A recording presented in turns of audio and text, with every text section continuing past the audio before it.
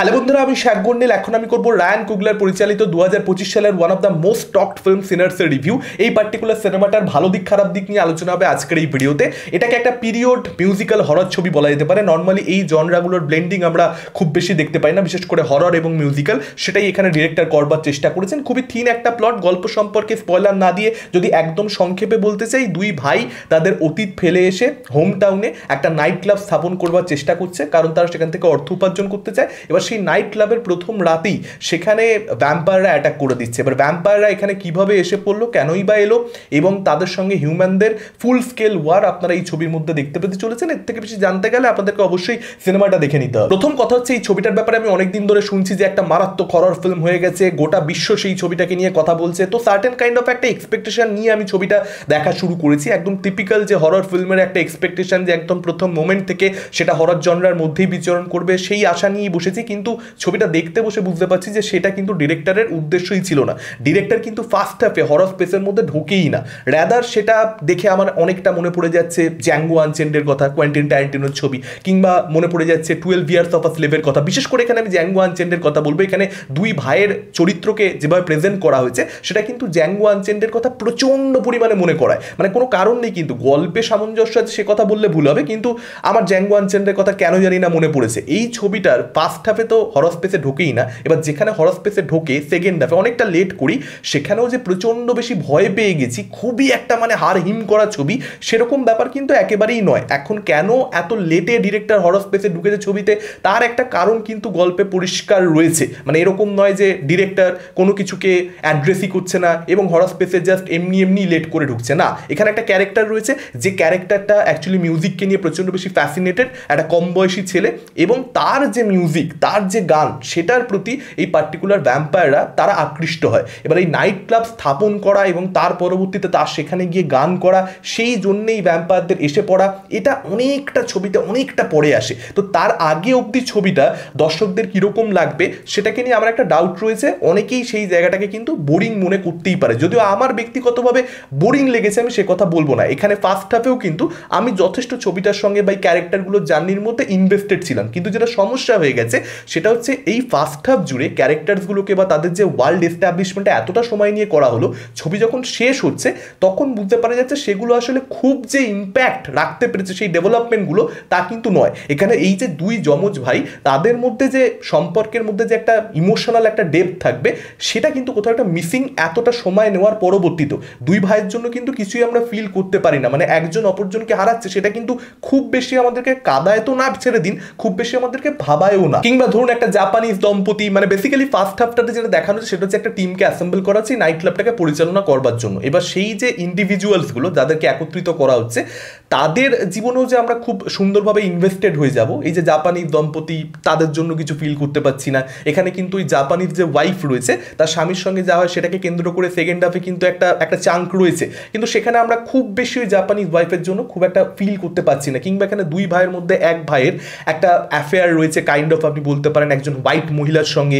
সেই যে সম্পর্কটা ইমোশনাল ডেপটা, সেটাও খুব বেশি ধরতে পারা যাচ্ছে না। মোমেন্টস দেওয়া সত্ত্বেও সেটা কিন্তু ওয়ার্ক করছে না। কিংবা এখানে আরেকটা যে ভাই রয়েছে দুই যমজ ভাইয়ের মধ্যে, তার ওয়াইফের সঙ্গে এবং তার সন্তানের মারা যাওয়া একটা অতীত রয়েছে, সেটাকে কেন্দ্র করে সেই দৃশ্যগুলো মানে খুব যে বেশি ওয়ার্ক করছে তা নয়। একেবারে যে সিনস জানি তা নয়, সিনস অবভিয়াসলি দিয়েছে, যে কারণে ফার্স্ট হাফে হরর স্পেসে না ঢুকে পুরো ডেভেলপমেন্টটা, কিন্তু আফটারঅল কিন্তু সেগুলো মানে আপনি যদি ছবিটা দেখার পরে ভাবেন, খুব একটা কিন্তু সেই সম্পর্কের ডেভেলপমেন্টটা কিছুই আপনার উপরে আলাদা করে ইম্প্যাক্ট রাখতে পারছে না। রেদার ছবিটা যদি অনেকটা আগে ওই হরর স্পেসে ঢুকে যেত, বা এই নাইট ক্লাবটা সেটা সেট আপটা টিমটাকে অ্যাসেম্বল করে এটা যদি প্রথম 25-30 মিনিটের মধ্যে হয়ে যেত, এবং তারপর যদি 1.5 ঘন্টা জুড়ে টানা একটা রায়াট আমরা দেখতে পেতাম, যে এখানে ভ্যাম্পায়ার ভার্সেস হিউম্যান কনফ্লিক্ট, একটা ওয়ার ফুল স্কেল, সেটাকে যদি অনেকটা সময় দেওয়া হতো, তাহলে আমার মনে হয় এই ছবিটা আরো অনেক ভালো হতে পারতো। ইনফ্যাক্ট এখানে ভ্যাম্পায়ারদেরকে যেভাবে ছবির মধ্যে সার্টেন কিছু জায়গাতে ডিল করেছেন পরিচালক, সেটাও কিন্তু খুব বেশি আমার পছন্দ হয়নি। মানে দরজার কাছে দাঁড়িয়ে যেভাবে ভ্যাম্পায়ারদের সঙ্গে কনভারসেশন,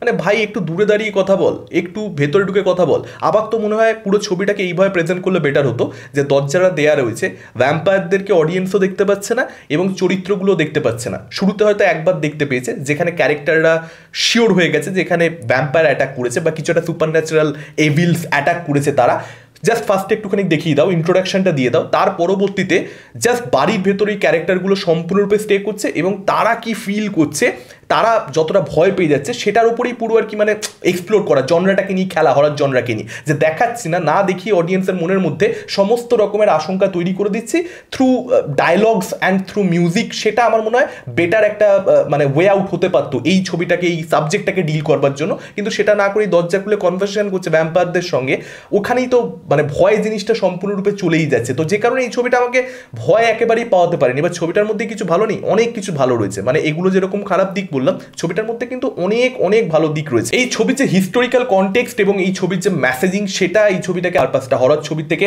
অনেক বেশি ডিফারেন্ট করে তোলে এবং সেটার জন্যই মেবি ওয়ার্ল্ড ওয়াইড এত অডিয়েন্স এই ছবিটার সঙ্গে রেজনেট করেছে। আমি ব্যক্তিগতভাবে এই মেসেজিংগুলোকে বা এই যে লেয়ারে অনেকগুলো পরিচালকের বক্তব্য রয়েছে এবং যে হিস্টোরিক্যাল কনটেক্সটের যে অতীতে কিছু একটা ঘটেছে সেটার বিরুদ্ধে পরিচালক কথা বলতে চাইছে, সেই সময়কালেই পরিচালক এই গল্পটাকে বুনছে, সেই বিষয়পত্রগুলোকে একটা ছবি দেখবার পরবর্তীতে আমার যে ফিলিং, এগুলো একটা লেভেল অবধি সেই ফিলিংটাকে ঢেকে দিতে পারে, যাচ্ছে ছবিটা দেখে আমার অ্যাভারেজ লেগেছে, কিন্তু পরিচালক অনেক কিছু করতে চেয়েছে, আমি সেটাকে অ্যাপ্রিসিয়েট করছি, রেসপেক্ট করছি, কিন্তু তার মানে এটা নয় যে ছবিটা হঠাৎ করে আমার কাছে অ্যাভারেজ একটা এক্সপিরিয়েন্স দেওয়ার পরবর্তীতে আমি বলবো যে না এটা ভালো ছবি হয়ে গেছে। মানে এখানে এই 1930s মিসিসিপি এবং সেখানে আফ্রিকান আমেরিকানদের সঙ্গে যা হয়েছে রেসিজমকে কেন্দ্র করে, আমরা সেগুলোর ব্যাপারে অনেকেই জানি, জিম ক্রো এরা যেটাকে বলা হয়। ছবিটা যেভাবে রেসিজমের বিরুদ্ধে কথা বলে, কিংবা যেভাবে স্লেভারির বিরুদ্ধে কথা বলে, কিংবা এই যে ধর্মের নামে জমি অধিগ্রহণ করে নেওয়া, সেগুলো আফ্রিকানদেরকে নানান রকমভাবে সমস্যায় ফেলেছে এবং শুধুমাত্র সমস্যা নয়, তাদের অনেক ক্ষেত্রে জীবনও চলে গেছে। তো সেটাকে কেন্দ্র করে পরিচালকের বক্তব্য এই ছবির মধ্যে আপনারা দেখতে পাবেন এবং সেটাকে একদম আন্ডারলাইন করাই, মানে সেটা কিন্তু খুব বেশি যে লুকিয়েছেন পরিচালক তাও নয়, কিছু ক্ষেত্রে সেটা একদম অন দ্য ফেস, আবার কিছু জিনিসপত্র কিন্তু একেবারে রূপক আকারেই ব্যবহার করা হয়েছে। যেমন এখানে এই যে দেখানো হচ্ছে ভ্যাম্পায়ার, যে মূল যে ভ্যাম্পায়ারটা, যে বেসিক্যালি এখানে আসার পর থেকে সমস্ত ধরনের বাওয়ালের সৃষ্টি হয়, সেই ভ্যাম্পায়ারটাকে একটা আয়ারল্যান্ডের ক্যারেক্টার দেখানো হচ্ছে। এবার কেন সে আয়ারল্যান্ডের মানুষ দেখানো হচ্ছে, তারও কিন্তু একটা রিলিজিয়াস ব্যাখ্যা রয়েছে, যে তাদের সঙ্গেও কি হয়েছে, সেই জায়গা থেকে তারা ভ্যাম্পায়ারে পরিণত হয়েছে। বেসিক্যালি এরা কলোনাইজারদের আর কি রূপক, কলোনাইজাররা যেটা করেছে আফ্রিকানদের সঙ্গে, সেটাকে কেন্দ্র করে এই ছবিটা, যে এটা কোথাও একটা যে হ্যাট্রেটটা সেটা পাস অনও করে, মানে যেরকমভাবে ভ্যাম্পায়াররা পাস অন করতে থাকে, যে একটা সাধারণ হিউম্যানকেও তারা ভ্যাম্পায়ার বানিয়ে দিতে পারে, তো এই যে হ্যাট্রেটটা একটা মানুষের মনে রয়েছে জাস্ট গায়ের রঙকে কেন্দ্র করে, সেই হ্যাট্রেটটা কিন্তু একটা সুস্থ স্বাভাবিক মানুষ, সুস্থ বুদ্ধির বলছি, তাকেও কিন্তু সেই হ্যাট্রেটটা পাস অন করা যেতে পারে। তো সেই জন্যেই কিন্তু এই ভ্যাম্পায়ারের অ্যাঙ্গেলটা অল টুগেদার গল্পে আসা, মানে পরিচালক ভ্যাম্পায়ার ছবি বানাতে চেয়েছে, এবার সেখানে মেসেজ দিয়েছে, ব্যাপার সেরকম নয়, আসলে মেসেজ দিতে চেয়েছে, তার অনেক কিছু বলবার রয়েছে, এবার ভ্যাম্পায়ারটাকে সে রূপক হিসেবে ব্যবহার করেছে এবং সেখানেই হয়েছে মূল গণ্ডগোলটা। এই যে ভয়টা পাচ্ছি না বলছি, তার কারণটা কিন্তু এটাই যে পরিচালকের যে বক্তব্য সেটা অনেক বেশি একটা গল্প বা একটা ভালো সিনেমার থেকে আর কি ঊর্ধ্বে উঠে গেছে।